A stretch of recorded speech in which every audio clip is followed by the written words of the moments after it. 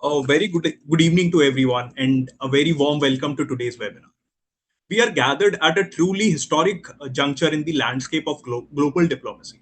Today, we delve into a partnership that has transcended the traditional buyer-seller relationship to become one of the most consequential strategic pivots of the 21st century.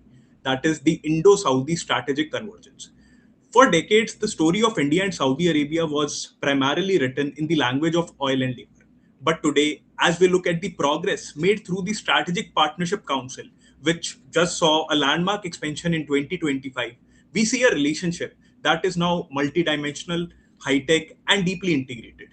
In an era of global volatility, especially keeping in mind the Middle East crisis at this moment, both nations are emerging as poles of stability, from maritime security in Indian Ocean to collaboration in defense manufacturing and space exploration. The strategic alignment between the two is a stabilizing force for the entire global south. To help us navigate this complex and exciting roadmap, we are joined by an esteemed panel of experts, Mr. Siddhartha Patnaik and Dr. Badar, who will help us unpack how this strategic convergence is reshaping the world order. Now, introducing our panelists, Mr. Siddhartha Patnaik is a partner at Hammurabi and Solomon Partners. He's an accomplished corporate lawyer with over 20 years of experience in infrastructure, EPC power, renewable energy, mining, and telecom.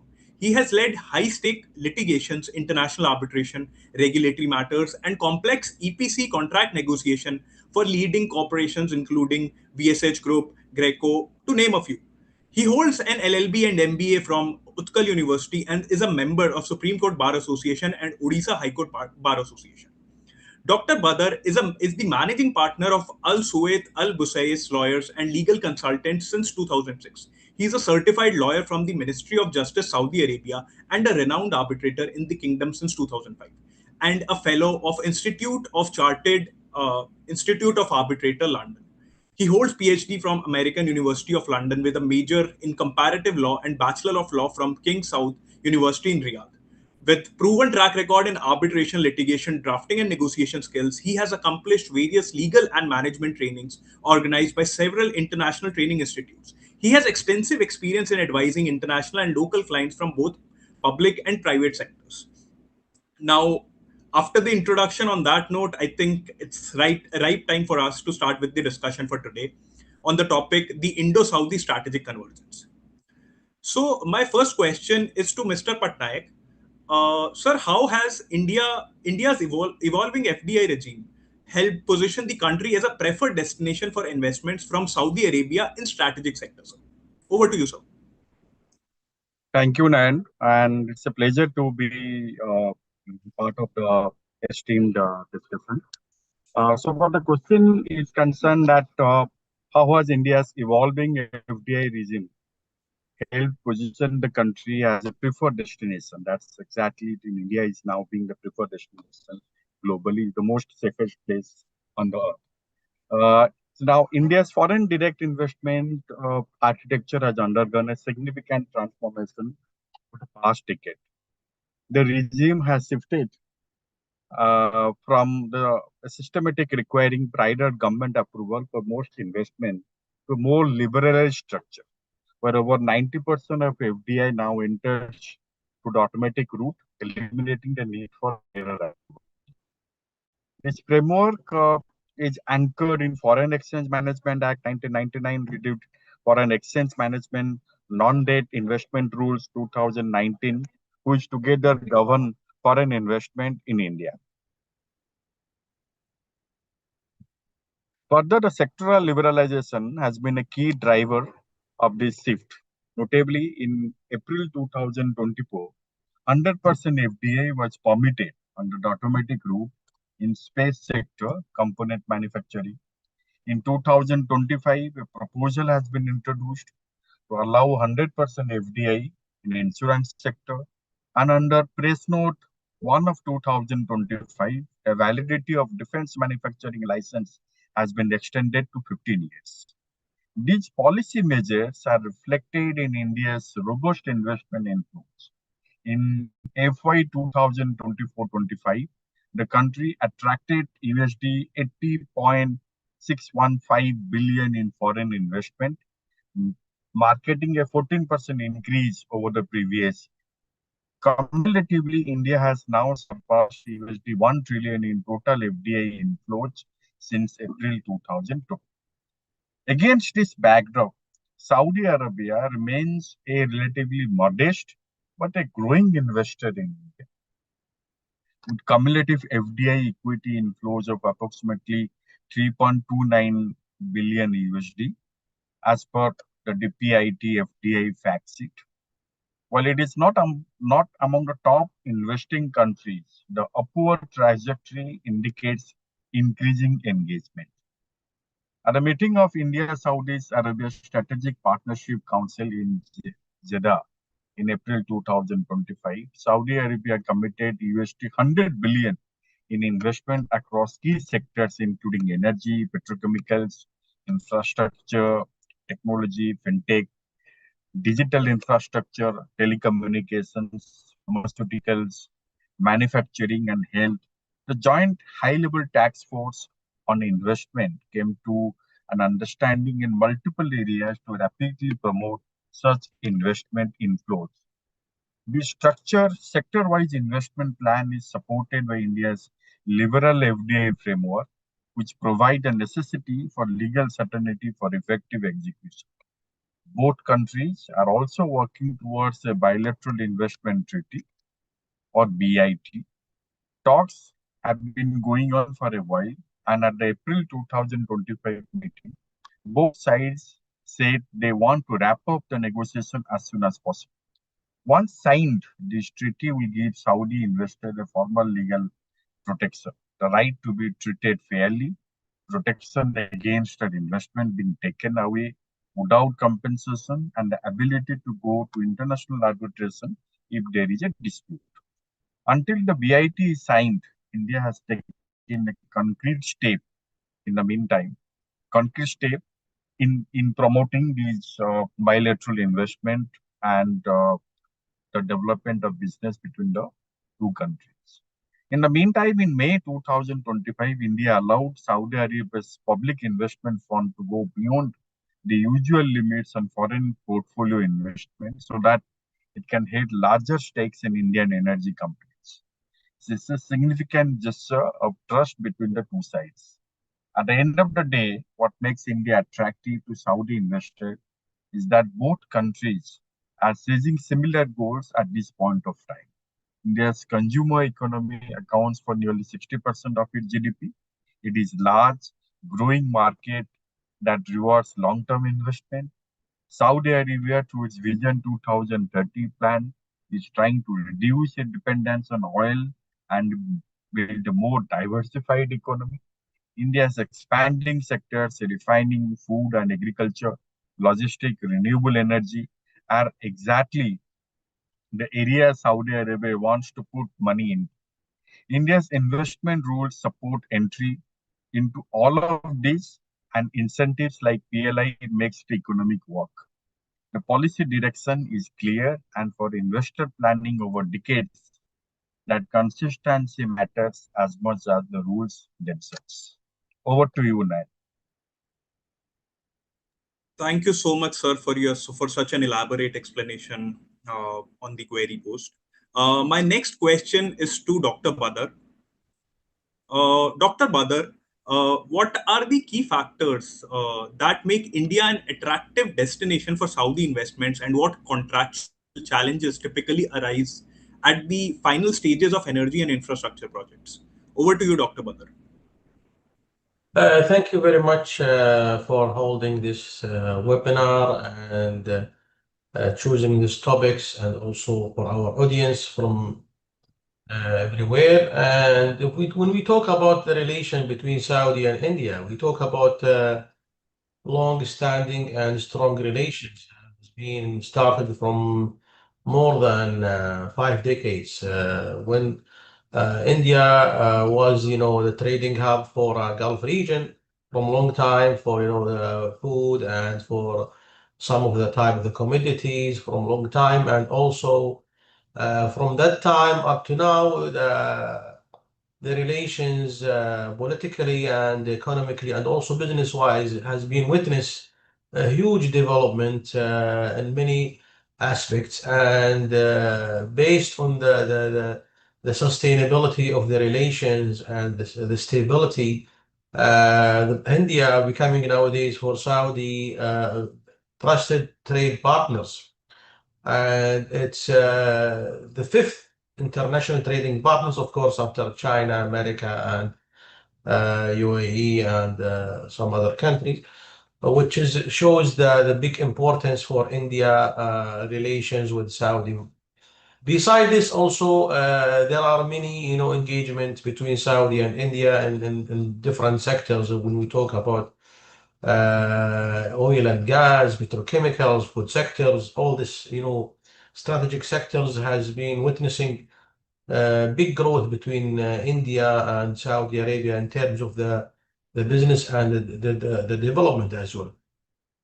Even though there is no so far free trade agreement, which we are looking actually to see it, I hope in the near future, but also the trading between Saudi and India and the investment has been increasing, and we have witnessed, a big, improvement between, India and Saudi in terms of the bilateral agreements in different, areas in different sectors. For example, some of the areas in oil and gas or petrochemicals, or even some investment in other sectors. Even if we talk about the man powers in Saudi Arabia, I think Indian man powers, it's one of the biggest, to be frankly, in Saudi market, and which contributing to Saudi economy, and also to be a part of building and developing the infrastructures.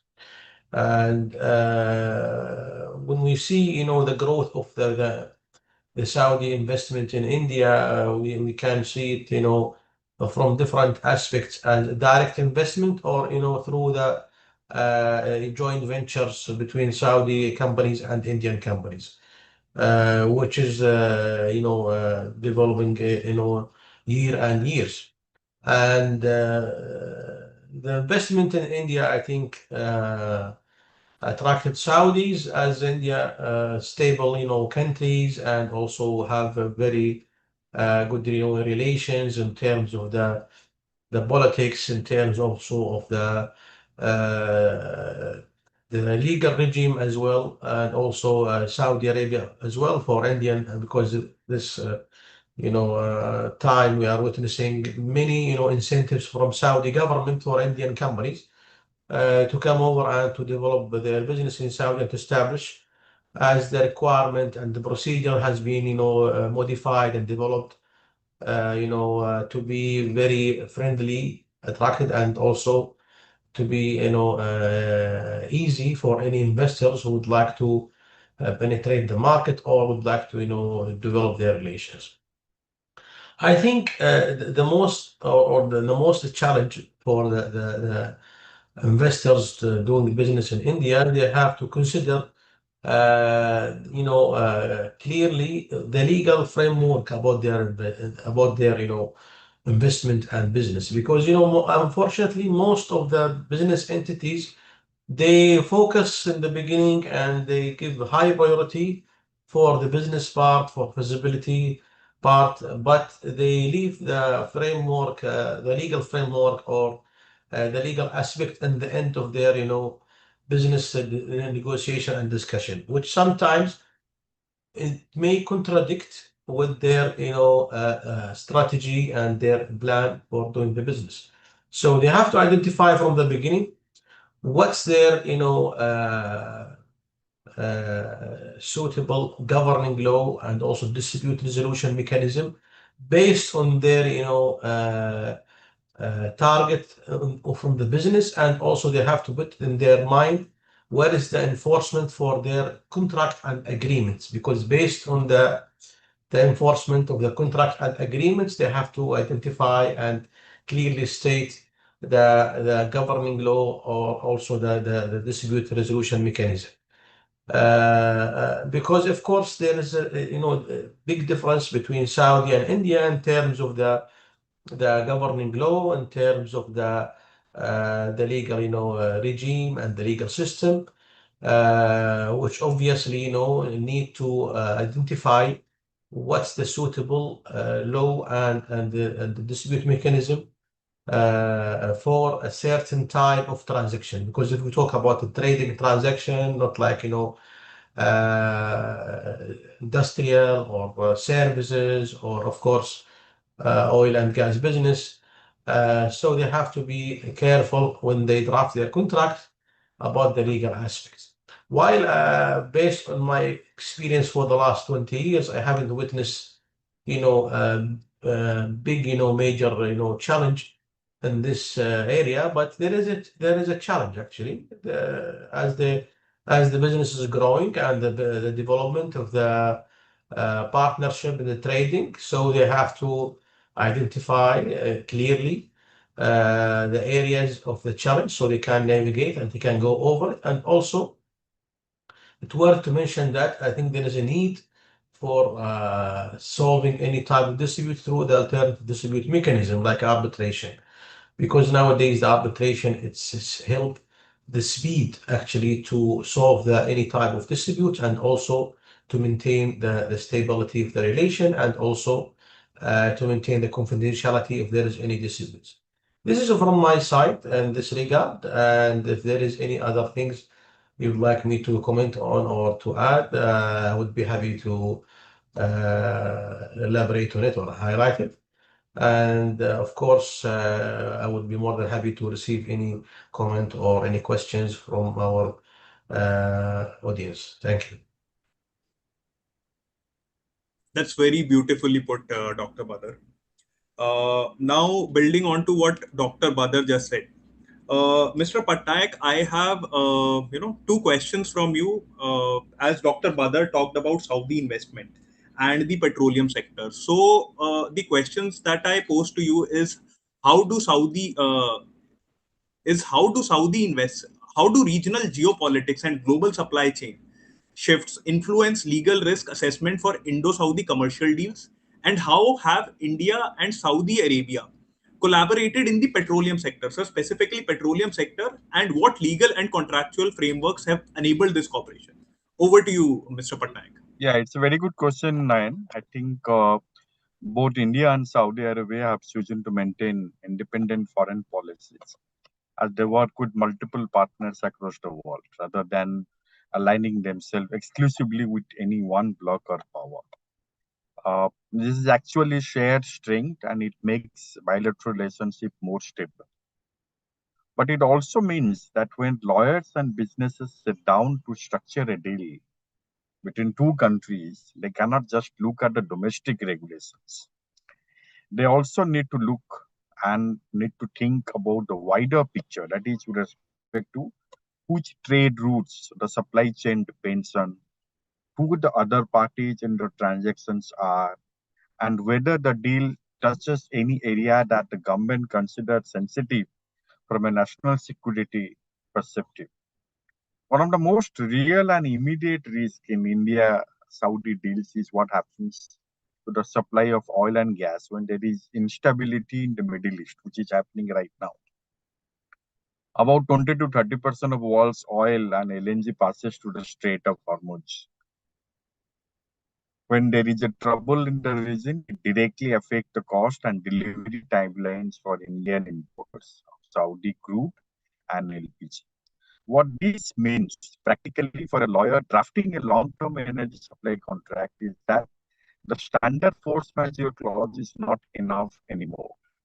The contract needs to be specifically address what happens when a particular shipping route is disrupted and how the price get adjusted and what the fallback arrangement is, especially given that both the governments are now building strategic petroleum reserves as a buffer. Then there is IMEC, that is India Middle East European Economic Corridor. India and Saudi Arabia both signed a MOU for this connectivity project in September 2000, and it has the potential to significantly reduce shipping times and cost between the Asia and Europe. But its progress has been slowed down by the political situation in the Middle East The April 2025 joint statement from both the government reaffirmed their commitment to IMEC.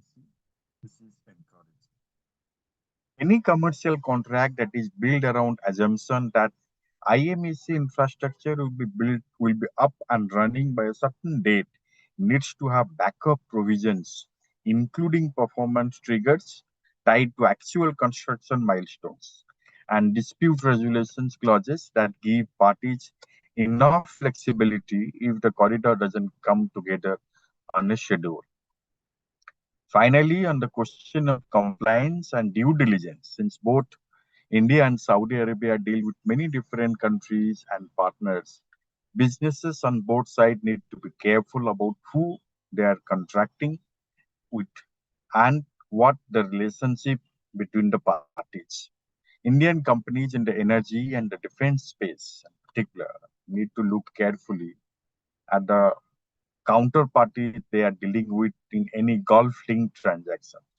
For dispute resolution, SIAC in Singapore or LCI in London remain the most commonly used and accepted forums for Indo-Saudi commercial dispute, and both countries recognize awards from these institutions. The key point is this: until the BIT is signed, if an investor has a dispute with the government of the other country, they can fall back on whether the arbitration clause is written into their contract. There is no treaty level protection yet, which is exactly why getting the BIT done matters so much. And this is what I believe in the present situation is important. Over to you, man. Thank you so much, sir. It was very well explained and very well put. Based on your explanation only, I would like to pose some questions to Dr. Badar, which are the counterparts to your explanation only. So, sir, my questions to you are: how do Saudi investors structure financing and risk allocation in long-term infrastructure and logistic projects in India? And how do geopolitical developments in Middle East and Indo-Pacific region shape Saudi Arabia's economic engagement with India, sir? Over to you, sir. Well, actually, your question is a big question, and I think this question lead us to identify in which sectors. Because if we talk about oil and gas and petrochemical sector, this sector need huge investment. If you talk about service sectors or trading, sometimes doesn't need this big type of investment or financing. So it depends on the nature of the sector. It depends on the nature of the transactions, the durations, whether is it a joint venture or a direct investment.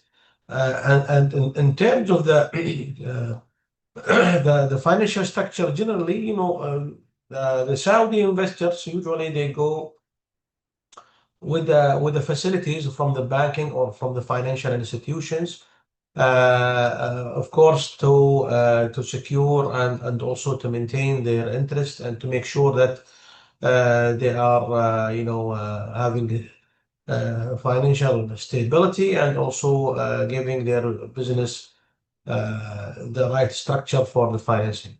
Regarding the current, as you mentioned, the crisis, which is it's about uncertainty of the movement of the trade through the Hormuz Strait. I think this type of issue,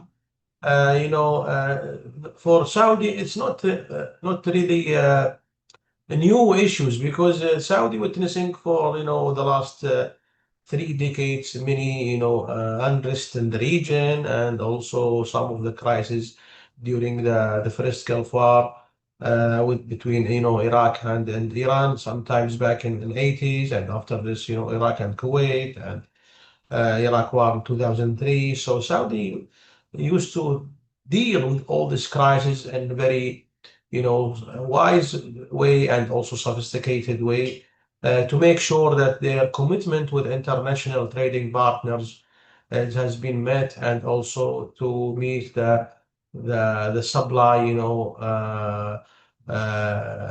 commitment for their, especially for their, oil and petrochemicals with all their, partners. That's why, Saudi for the last, month since this type of crisis happened, supporting logistically all the neighbor countries from the Gulf to meet their needs and also to meet their commitment to international and also Saudi Arabia as well, because they work not independently as an economical region or economical zone, but they are dealing with all the region with high commitment, high responsibility to make sure that they will maintain their responsibility and commitment to their international partners and very professional way, and also to make sure they are trusted partners, trading partners, because nowadays, as we can say always, the trust, it's the most and important value for the trading and also for the business, because the money can be provided by any other means from different sources. All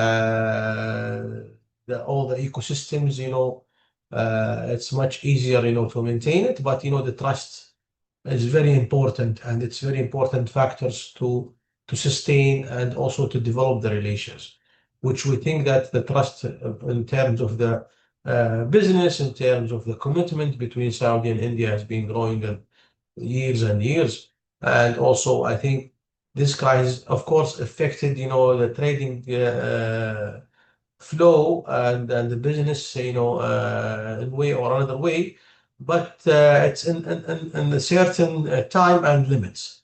But I'm sure the Saudi will go over all this type of, difficulties with the collaboration of their trading partners in India. And also, of course, there are many legal aspects should be maintained regarding the, force majeure, or, regarding the mitigating the risk and also minimizing the dispute through the negotiation, or even through,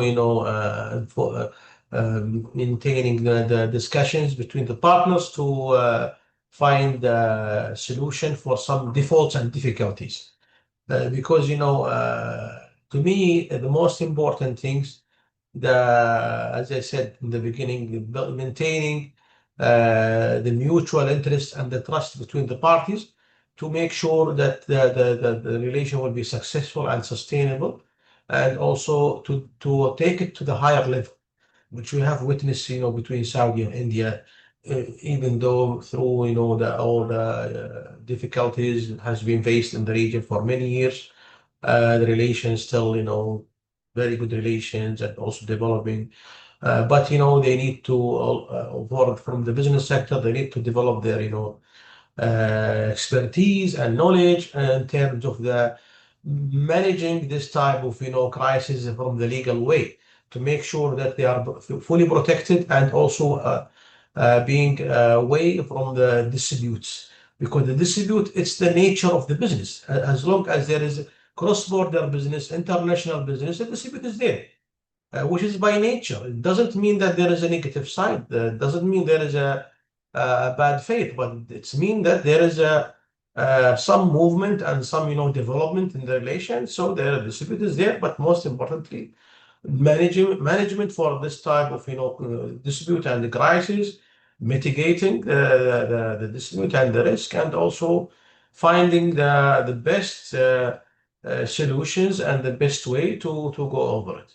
And this is what I think from my legal point of view, and also from my business point of view, because actually I'm involved, to be frankly, as a member in many Saudi business councils internationally. So we are looking to the relation from, not from the legal aspect also, not, but from the macro level, from economical, from political, from, even geopolitical, which is very important. And I'm sure all this type of crisis, it will add strength of the relation between Saudi and India, because it will show the commitment and it will show also the responsibility from the both sides. That's very well put, sir. You touched upon how Saudi is a high responsibility region, and most importantly, you talked about trust being one of the most pivotal factors moving forward. So, building on to that, Mr. Patnaik, I want to know from you what could be the legal reforms that can most effectively deepen and accelerate Indo-Saudi cooperation over the coming decades, sir. Yeah, I think uh, Saudi has always been the heart of the India Saudi relationship, and this cooperation is supported by a fairly detailed set of laws on the Indian side. The upstream sector, meaning exploration and production, is governed by the Oilfields Regulation and Development Act 1948 and the Petroleum and Natural Gas Rules 1959. Once oil is refined and distributed, the Petroleum and Natural Gas Regulatory Board Act 2006 takes over for the midstream and downstream part of the business. When Saudi entities like Armco or Public Investment Fund invest in Indian energy companies, the transaction also has to comply with FEMA and NDI rules. And if it involves a sovereign fund, it additionally needs to follow the RBI's master direction, which were last updated in November 2004. In simple terms, any significant Indo-Saudi petroleum deal requires coordination across multiple laws and regulatory bodies, and it is never just one approval from one place. The relationship between two countries in the petroleum sector has grown steadily over the years. The Delhi Declaration of 2006 was the first formal agreement to build an energy partnership. A major step came in 2018 when Saudi Aramco and ADN, ADNOC agreed to jointly invest in USD 44 billion Ratnagiri refinery and petrochemicals complex in India, alongside Indian oil companies like IOC, BPCL, and HPCL in a 50-50 joint venture structure. The legal framework that was built for covering how the board would be run, what decision required all partners to agree, how construction contracts would allocate risk, and how the output would be sold has been used as a starting point for newer agreements. In 2021, ONGC and Saudi Aramco signed an MOU with Dubai Expo to look at long-term crude supply contracts and to explore marketing cooperation through subsidiaries like MRPL, Opal, and Aramco Trading Company.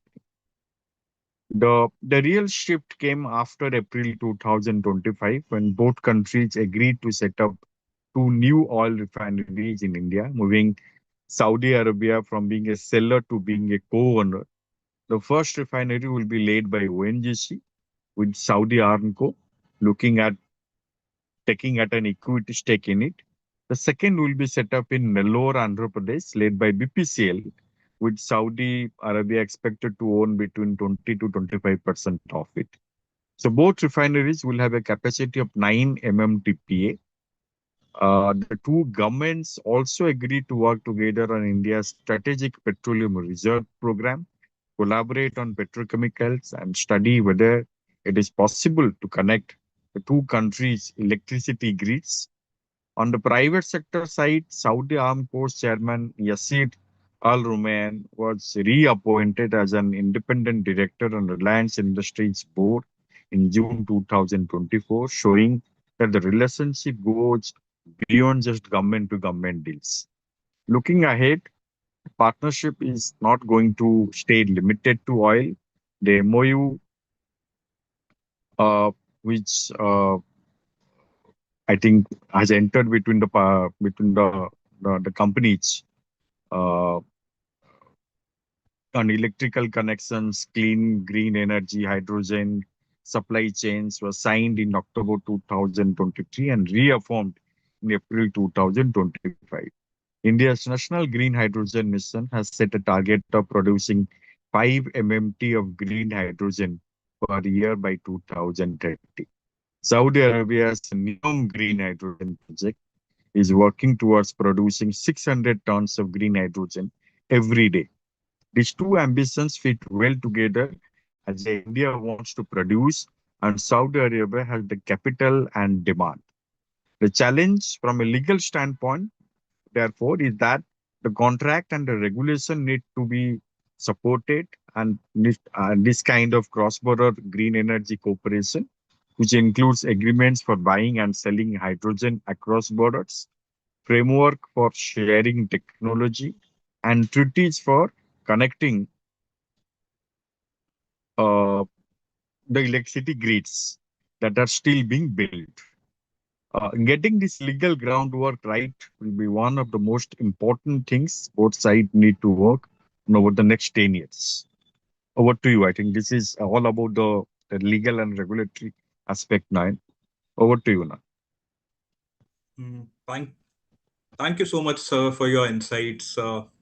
On the similar lines, Dr. Badar, I would want to know your perspective as well. How do you see the opportunities for Indo-Saudi collaboration, especially in renewable energy, growing over the next decade?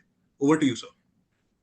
I think the opportunities for developing the relations between Saudi and India in terms of the energy in general, it's a huge because there is a big demand for energy in Saudi Arabia in terms of the expanding the facility for oil and gas, and also in terms of the expanding the power generations and also chemicals plants. And India is a trusted partner for Saudi and also very important partners in terms of the energy. And also, India need energy not only from the commodity side, also from the investment side as well. So, as my colleague mentioned before, there is a big, partnership between Saudi and India to building the refineries, and also I think with the gas project, for example, in Jafurah, there is a big opportunities for partnership between Saudi and India in terms of the engaging them and in the designing and also in infrastructures and as well as the other service activities. So, of course, beside the renewable energy, because renewable energy nowadays is becoming, one of the important factors to diversify the energy and also to maintain the environment and also to meet the international,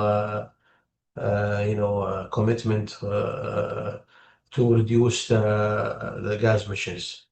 For sure, we are, and I think the very good time to see big opportunities between both countries to develop.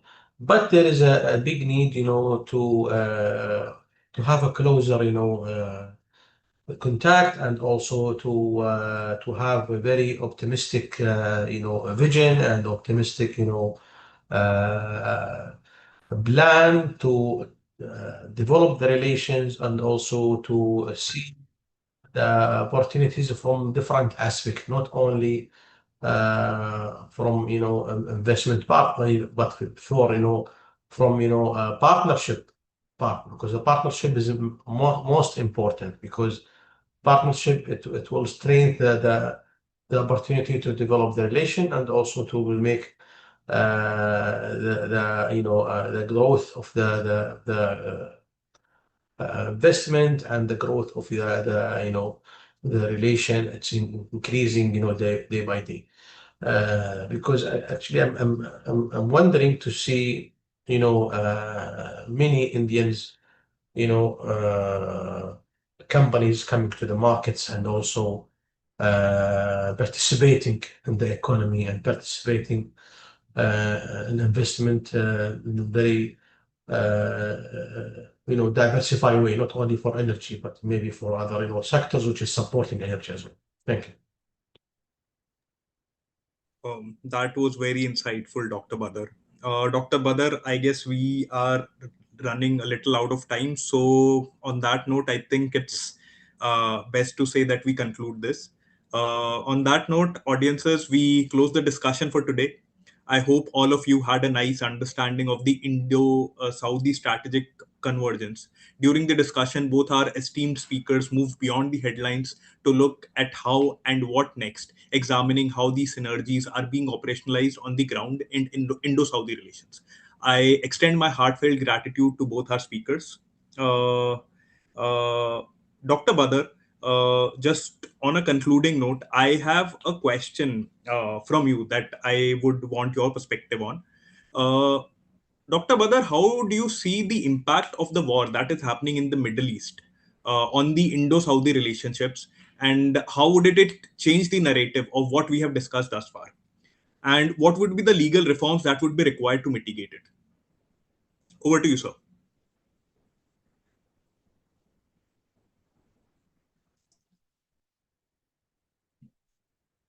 Uh, am I audible, Dr. Badar?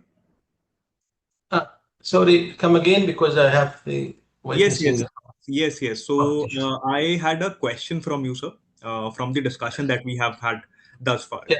So I would want to know from your perspective, what would be the impact of the Middle East war on the Indo-Saudi relationships developing, and how does it change the narrative of what we have discussed so far, and what will be the legal reforms that would be required to mitigate it? So, Actually, I think this type of crisis and war also it will give more focus about how the parties work together closely in this type of crisis, because as I talked before, Hormuz Strait is a very important passage for Indian for Saudi to India in terms of the energy, in terms of the trading.